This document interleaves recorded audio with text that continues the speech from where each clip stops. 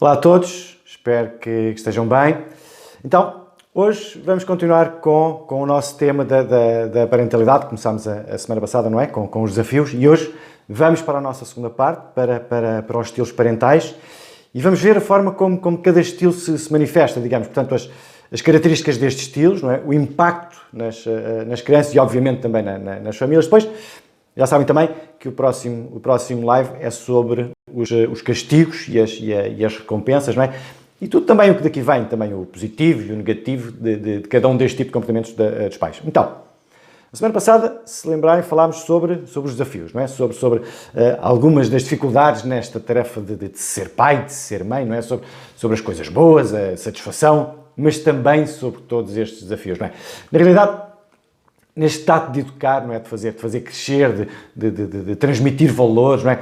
Muitas das vezes parece que sentimos dúvidas de como fazer, não é? E, ora, umas vezes parece que fazemos tem um impacto direto e positivo sobre os filhotes, sobre os filhos, não é? Outras vezes parece que estamos a falar com uma parede, não é? E, na verdade, qualquer um destes resultados que podem vir daqui, podem ter também todos eles desfechos diferentes, não é? Na relação, na criança em si, e, claro, também nos pais e depois, naturalmente, na família como um todo. A verdade é que toda esta procura, não é? Todas estas tentativas de nos ajustarmos, não é? De procurarmos todas as alternativas, não é? Por vezes leva-nos a errar também, não é? E muitas vezes imitamos a forma como fomos educados pelos nossos pais, não é? Outras vezes porque reconhecemos que a forma como fomos educados teve carências, não é? E por isso tentamos uma abordagem diferente, não é? Mas, de qualquer das formas, independentemente de qualquer que seja ou que tenha sido a situação, não é? A verdade é que há algo que nós não nos conseguimos livrar, não é? O facto de podermos acertar ou de errar todos os dias também, não é? Mas, na maior parte das vezes também assumimos mais para nós este ato de errar, não é? Ao invés do acertar, porque acabamos por nos centrar mais também nos aspectos negativos da coisa, não é? Porque na realidade também acabam por ter um impacto maior em nós. Agora, então nós sabemos também que pelo simples facto de não haver um método único, uma cura única para todas as nossas dificuldades com os filhos, portanto, existe sempre esta probabilidade, não é, de podermos errar todos os dias, não é? Simplesmente também porque amamos os nossos filhos, não é? Porque lhes queremos bem, porque queremos o melhor para eles e muitas das vezes não sabemos como fazer, não é? E toda esta noção de necessidade de proteção, não é? De proporcionar o bem, não é? Os afetos, todo o carinho, não é? O estar presente para ensinar, não é? O ser o seu modelo, mas também todas aquelas negas que lhes damos, não é? E das negas que recebemos, não é? E que tantas vezes nos trazem os dissabores que nós conhecemos, não é? Os resmungos, os amus, as birras e por aí fora, não é? Tudo isto faz parte, na verdade, de todo este papel de ser pai, não é? De ser mãe. Portanto, é o estar tudo incluído, não é? É o aceitar que faz parte, que é o habitual, digamos assim, na maior parte das famílias, isto acontecer. E tudo isto acontece com estes erros, não é? Ou pode acontecer com alguns erros, ou ainda sem o desfecho que nós gostaríamos, não é? Porque estamos fixados, ou podemos estar fixados unicamente numa forma de olhar para os acontecimentos, não é? Centrados num caminho que tem poucas alternativas, e depois, porque tentamos poucas formas de fazer as coisas, não é? E se algumas dessas poucas coisas não resultarem, então eu reúno para mim que eu não sou capaz, não é? Generalizo todas as minhas fracas competências, não é? Estendo-as depois também a tantas outras coisas da minha vida, não é? Acabo por me culpabilizar, não é? Assumindo aquela crença de que eu não sei educar, não é? Eu que tenho muitas dificuldades também ao lidar com estes desafios. Agora, outra vez, estas limitações, não é, ao existirem, não é, e podemos admitir para cada um de nós, não é, acontecem, não é, ou podem acontecer de forma mais frequente também, se naturalmente nos centrarmos unicamente na nossa visão, não é, nas nossas expectativas menos positivas,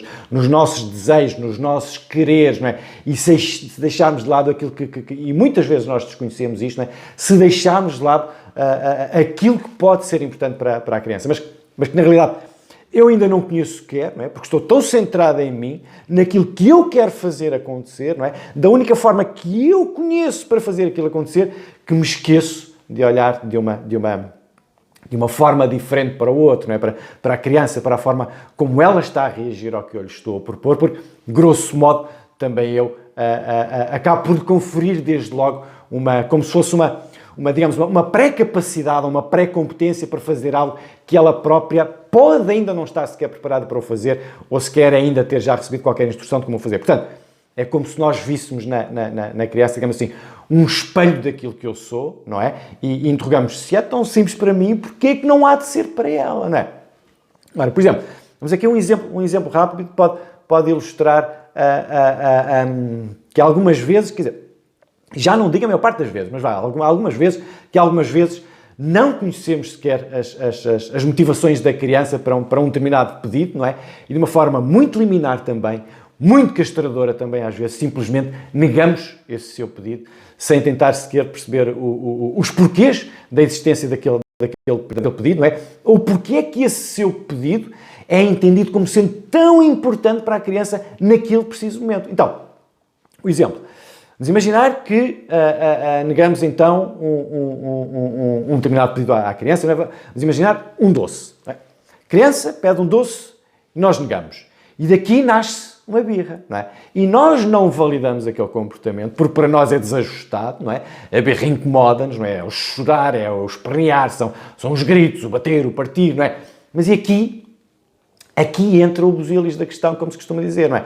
Tudo isto sem, na realidade, outra vez, não é? Percebemos o porquê daquele pedido ser tão importante para a criança, não é? O porquê também a urgência para a criança ter aquele seu pedido satisfeito exatamente naquela hora. E aqui começa esta nossa batalha, não é? Em que tantas vezes nos questionamos se de facto estamos a fazer a coisa bem feita, porque afinal só queremos o bem, não é? E ao negar aquela coisa, ainda que estejamos a criar uma birra, não é? Sabemos que aquela nega cumpre um propósito que para nós é bem conhecido, porque não queremos que aquele doce estrague o jantar, por exemplo. Portanto, para nós, o nosso propósito é válido, não é? Mas não sabemos como ajustar com os propósitos da criança também. O que é que acontece? Faço valer unicamente a minha vontade, certo? Quer dizer, não perco tempo sequer a tentar perceber os porquês da criança, não é? E isto é o que normalmente acontece e depois, naturalmente, acaba por trazer toda a atenção, toda a frustração, não é? Por aí fora. E isto parte a parte, naturalmente, já sabemos, tanto para os pais como para as crianças. Agora, nesta circunstância, por exemplo, vamos imaginar este mesmo momento desta birra, por exemplo, não é? E por uns momentos vamos voltar-nos para o papel dos filhos. Vamos tornar-nos nos nossos filhos a quem demos esta nega, não é? E vamos tentar perceber o porquê de estarem a receber aquela nega. Será que explicámos convenientemente o porquê de nós estarmos a agir assim? Será que criámos alternativas àquele pedido, não é? E será que entendemos a urgência daquele pedido por parte da criança?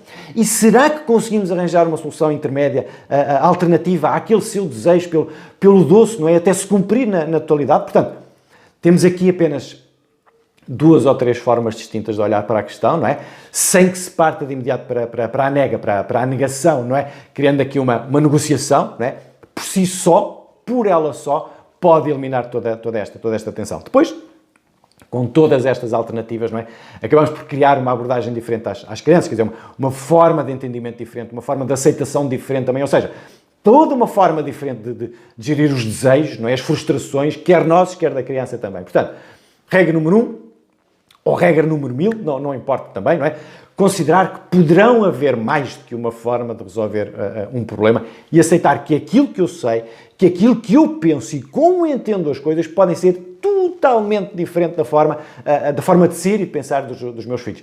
O que quer dizer que, outra vez, não é? E nós já falámos disto antes, os nossos filhos não são cópias de nós. Os nossos filhos têm uma identidade própria, vão num caminho em que desenvolvem a sua própria personalidade, os seus interesses, não é? Os seus quereres, as suas dificuldades também, naturalmente, e as suas competências, que a muitos níveis também podem ser diferentes das nossas, não é? E tudo isto nós já o sabemos, não é? E, portanto, este é o ponto de partida aqui outra vez, não é? O aceitar que o outro, que a criança, que o jovem, é?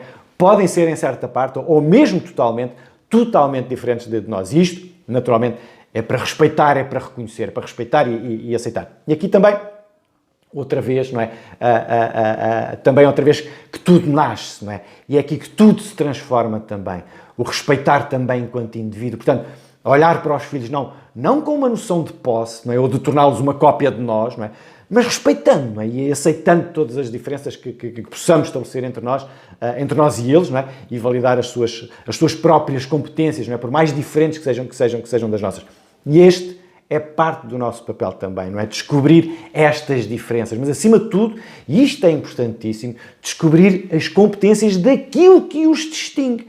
É como se, olha lá, grosso modo, se eu tivesse que encontrar o bom dentro do menos bom, dentro do mau, é uma palavra que não gostaria de usar, mas pronto, encontrar o bom dentro do mau. O papel, portanto, neste ato de promover as experiências, de tornar as coisas presentes, de toda esta descoberta também para nós. Portanto, este papel aqui é nosso. Bom, mas aqui reina, obviamente, o bom senso, não é? Como se costuma dizer, portanto, nem tanto ao mar, nem tanto à terra, ou seja, estar presente, não é? Dar o ensinamento, não é? Mas também confiar no seu desempenho, com tudo o que lhes providenciamos, não é? Acreditando que as ditas competências que nós lhes reconhecemos, não é? que são bem usadas também, não é? Sempre com o nosso auxílio, não é? Com a nossa presença, com o nosso apoio. Portanto, na verdade, quanto mais à vontade estivermos com a segurança com que lhes damos os ensinamentos, não é? Mais facilmente também aceitamos que eles farão bom uso de tudo isso. Não é? E isto é uma coisa que se retroalimenta, ou seja, se eu sei que ensinei bem, sei que vai ser bem usado e isso volta depois para mim com aquela sensação de ser um bom pai, não é? De ser uma boa mãe, de ter feito bem a coisa, não é? Passo a acreditar mais em mim, não é? Passo a acreditar mais no meu filho e tudo fica como, digamos, neste ciclo que se autoalimenta também, não é? Com a confiança que cada um ganha. Eu, porque sei que o meu filho sabe fazer e o meu filho, com a sua própria confiança, que ele próprio está seguro no que faz, não é? E que ao mesmo tempo tem suporte, tem apoio em qualquer altura. Agora, não esquecer nunca, e outra vez, não é? Tal como já o dissemos tantas vezes, não é? E especialmente no primeiro live, os filhos recebem de nós parte dos ensinamentos, não é? E outra parte eles recebem ou aprendem, não é? Diretamente com a sua própria existência, portanto, com a sua própria experiência, não é? Portanto, nada de ficar espantado, não é? Se algum dia forem presenteados, digamos assim, com algo que possa ser entendido como menos próprio, como desatuado, etc. Porque vocês, pai, podem ter feito absolutamente tudo bem, não é? Mas não foram os únicos intervenientes, não é? Porque o ensino, porque a experiência chegou à criança através de pós, mas naturalmente também através das relações que a criança teve no seu meio social, com os amigos, com os professores, por aí fora. E naturalmente também com alguma predisposição para aquele tipo de comportamento em particular, não é? Portanto, não se martirizem também, não é? Porque existem muitas coisas que não dependem unicamente de nós e sobre as quais, na realidade, em algumas delas temos pouco controle. Portanto, agora, na verdade, não existe aqui uma receita infalível, não é? Hoje acertamos, amanhã erramos, mas a verdade é que todos nós, enquanto pais, sabemos que isto é mesmo assim, não é? Mas depois também, no meio de tudo isto, não é? A forma como eu aceito o outro e as crenças que eu tenho relativamente àquilo que eu acho que é ser um bom pai, podem sim ter um impacto direto na criança. E aí nascem também os diferentes estilos parentais que tantas vezes também são oriundos, têm origem nas próprias experiências a que os pais estiveram sujeitos. Não é? Agora, outra vez, o que é bom para mim pode não ser bom para o outro. Não é? E por isso, por sermos diferentes, temos atitudes diferentes, temos comportamentos também diferentes. Portanto, na realidade, o maior desafio é, e será sempre o de fazer equilibrar, não é? Entre aquilo que julgamos ser o bom e aquilo que reconhecemos ser o bom para a criança. Portanto, vamos deixar o acho que, não é? E vamos partir, ou podemos partir para o experimentar, para o ser diferente, para o encontrar da alternativa e garantir e reconhecer o que é verdadeiramente eficaz, não é? Eficiente, bem aceite, não é? Sem provocar, naturalmente, também danos à criança. Agora, mas isto, claro, leva a que eu tenha que experimentar, não é? E não só, não é?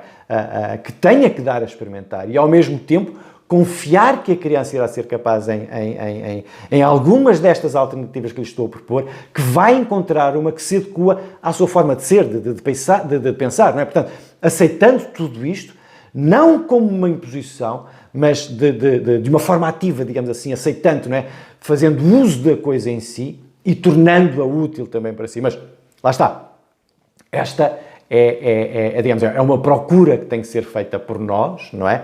E encontrar aquilo que melhor se adequa também àquela criança em particular. Portanto, genericamente, vamos tentar criar em nós aqui uma noção mediana, digamos assim, sobre este controle que precisamos ter sobre os filhos, sobre as crianças, porque se não lhes dermos também alguma autonomia, não é? Alguma independência, não é? E ao fim e ao cabo acabamos por não ter direito de lhes exigir, de lhes pedir algo para o qual não foram preparados. Portanto, no fundo, é dar-lhes estas armas, não é?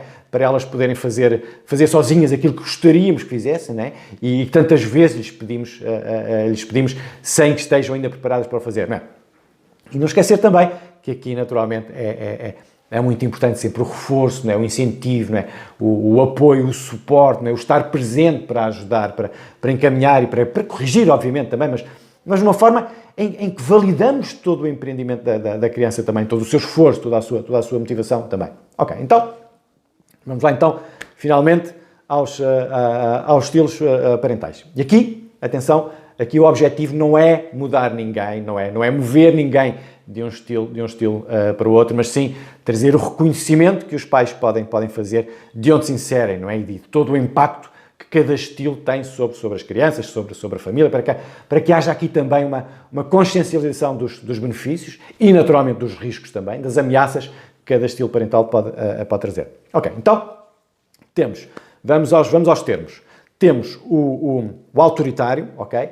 O indulgente e o permissivo, e na realidade estes dois são muito próximos um do outro. Depois temos ainda o negligente e o autoritativo. De aqui não confundir autoritativo com autoritário. Portanto, autoritativo ou participativo pode ter estes dois nomes. E assim, grosso modo, digamos assim, são estes os estilos que têm as linhas mais evidentes, mais destacadas, digamos assim, com comportamentos mais diferenciados uns dos outros. Então, no autoritário, no estilo autoritário, temos pais que normalmente têm sempre um alto nível de controle sobre os filhos, não é? As regras, os limites é tudo muito restrito, não é? Ou seja, há pouca liberdade para expandir, para experimentar, para sair daquele invólucro que os pais acabam por criar, não é? Um género de uma prisão, não é? Normalmente são pais muito críticos, não é? Muito exigentes também, não é?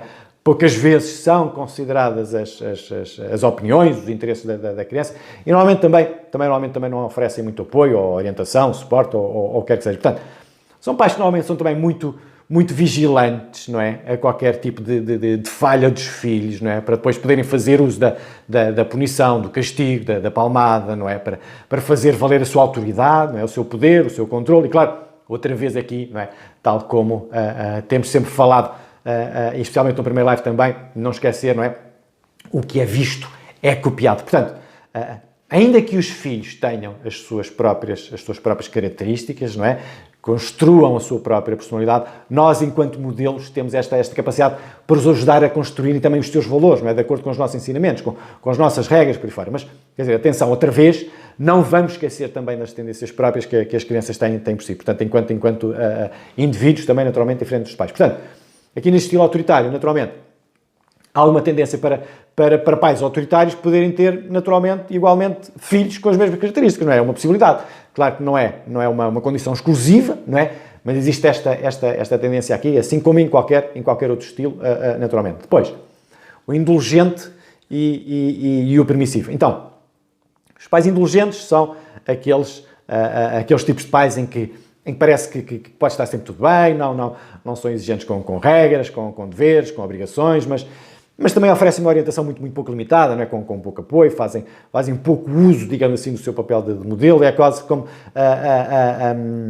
em linguagem mais corrente, pudessem ser chamados de os pais desinteressados, digamos assim. Quer dizer, não há horas para comer, não há obrigação para tomar banho, para estudar. Quer dizer, se tomou banho, tomou, se não tomou, estudou, não estudou, por aí fora. Não é? Outra vez, escusado-se a dizer também, quem vê, copia, não é? Depois, o permissivo. Os pais permissivos são, como eu costumo chamar, são os pais chupa-chupa, ou seja, são usados quase exclusivamente pelas crianças como um recurso, não é? Para o atender das suas próprias necessidades, das necessidades da criança, não é? Na verdade, são entendidos de uma forma muito instrumental, não é? Como aquele que cumpre os desejos da criança e ponto. E normalmente São pais que não exigem muita obediência, não são exigidas grandes maturidades também naquilo que a criança faz. Portanto, aqui com um grau de tolerância muito grande por tudo o que a criança faz, por vezes até pode chegar muito perto do pai desinteressado também, ou seja, as regras foram criadas, podem ter sido criadas, mas não há o controle, não há a aplicação dessas mesmas regras. Portanto, são os pais muito cool, que criam aquele tipo de pensamento, eles quando crescerem vão aprender tudo na vida lá fora e vão aprender com os seus erros. Quer dizer, no entanto, também, mesmo assim, em alguns casos, não se vê em muitos, em alguns casos, neste estilo pode existir aqui, entretanto, algum apoio ligeiro, mas com algum apoio por parte dos pais. Nada muito exponencial. Depois, no negligente,